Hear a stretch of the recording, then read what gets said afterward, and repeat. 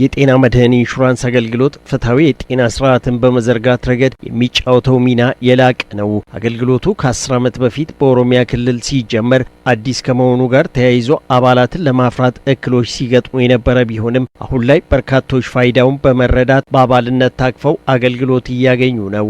አባልነት እና አባል ሳትሆን ልዩነት አለው። ታወጣለህ ገንዘብ፣ ግን አሁን ገንዘቤን እንዳታወጣ በኢንሹራንስ በተነ ስርዓት ታከመ አሳከመ ነው ትችላለህ። ልጄና ሞብኝን የመጣው ታሳየውኝ ውጤት እየጠበቅኩኝ ነው። ከፈልኩም በኢንሹራንስ ነው ማዘርገበ ተዛዘለማንቱ ኢንሹራንስ ይፈያ የጤና መድን ኢንሹራንስ አገልግሎት መጠቀም ከጀመርኩ ቆይቷል። አባል ኮንኩ ጀምሮ እኔም ቤተሰቦቼም አገልግሎት እያገኘን ነው። ተቸግረን አናውቅም። ልጄን ወደዚህ ሳመጣ ለሶስተኛ ጊዜ ነው። አስፈላጊ ሕክምና ሁሉ ተደርጎለታል። መድኃኒትም አግኝቷል።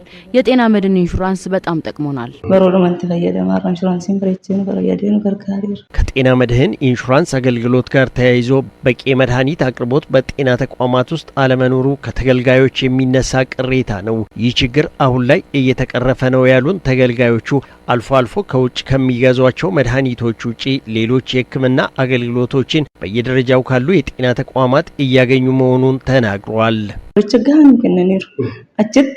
በቂ መድኃኒት አግኝቻለሁ። ከጤና ጣቢያ ሪፈር አድርገውኝ ነው ወደ ሆስፒታል የመጣሁት። በደም ስር የሚሰጠውን መርፌ ሰጥተውታል። ልጄ ወባ ይመላለስበታል። በቂ ሕክምናም አግኝቷል። ምንም የተቸገርነውና ከውጭ የገዛነው ነገር የለም።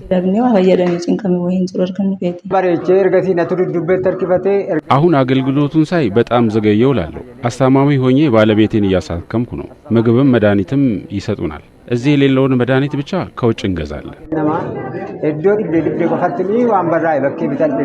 የኦሮሚያ ጤና ቢሮ ምክትል ኃላፊ ትዕግስት ተፈሪ በክልሉ 30 ሚሊዮን ዜጎች በአባልነት ታቅፈው አገልግሎት ማግኘታቸውንና በዚህ ዓመት የአባላቱን ቁጥር ወደ 31 ሚሊዮን ለማሳደግ እየተሰራ መሆኑን ገልጿል። ከዚህም በተጨማሪ ከመድኃኒት አቅርቦት ጋር ተያይዞ ከተገልጋዮች የሚነሳውን ቅሬታ ለመቅረፍ በክልሉ ሁሉም አካባቢዎች የማህበረሰብ መድኃኒት ቤቶች እየተከፈቱ መሆኑን በመጥቀስ እንደ ኦሮሚያ ክልል ጤና ቢሮ የመድኃኒት አቅርቦት ችግርን ለመፍታት በመጀመሪያ የወሰድነው እርምጃ የማህበረሰብ ፋርማሲ ወይ ደግሞ ኮሚኒቲ ፋርማሲ የምንለውን በየወረዳዎች በየጤና ተቋም ረገድ ለማስፋፋት ሰፊ ስራ ተሰርቶ በአሁኑ ሰዓት እንደ ክልላችን ከ600 በላይ የማህበረሰብ ፋርማሲዎች አሉን። የኢትዮጵያ ጤና መድህን አገልግሎት ምክትል ዋና ዳይሬክተር ያምሮት አንዱዓለም በበኩላቸው በሁሉም ክልሎችና በሁለት የከተማ አስተዳደሮች ከ63 ሚሊዮን በላይ ዜጎች በአባልነት መታቀፋቸውን ጠቁመው አቅመ ደካሞችም ይገኙበታል ብለዋል። በ1195 ወረዳዎች ተደራሽ በማድረግ ከ63 ሚሊዮን በላይ ዜጎችን ተጠቃሚ ማድረግ ተችሏል ማለት ነው። እንግዲህ በዚህ ሂደትም ለዚህ አገልግሎት ሊውል የሚችል የበጀት ወጪንም ስናየው ከ19 ቢሊዮን ብር በላይ ነው የተሰበሰበው። እንግዲህ ከዚህ ውስጥ ደግሞ በተለይ ከፍለው መታከም ለማይችሉና በመንግስት ወጫቸው ሊሸፈንላቸው የሚችሉ ከ17 ሚሊዮን በላይ ዜጎችን ተጠቃሚ ለማድረግ በክልልና በፌዴራል መንግስት ከ7 ቢሊዮን ብር በላይ ወጪ ሆኖ አገልግሎቱን ማግኘት ችለዋል ማለት ነው። የጤና ባለሙያዎች በመንግስት ወጪ የጤና መድህን ኢንሹራንስ ተጠቃሚ የሚሆኑበት ሂደት መፈጠሩንና በክልሎች ምዝገባ ሲከናወን መቆየቱን ምክትል ዳይሬክተሯ ተናግሯል።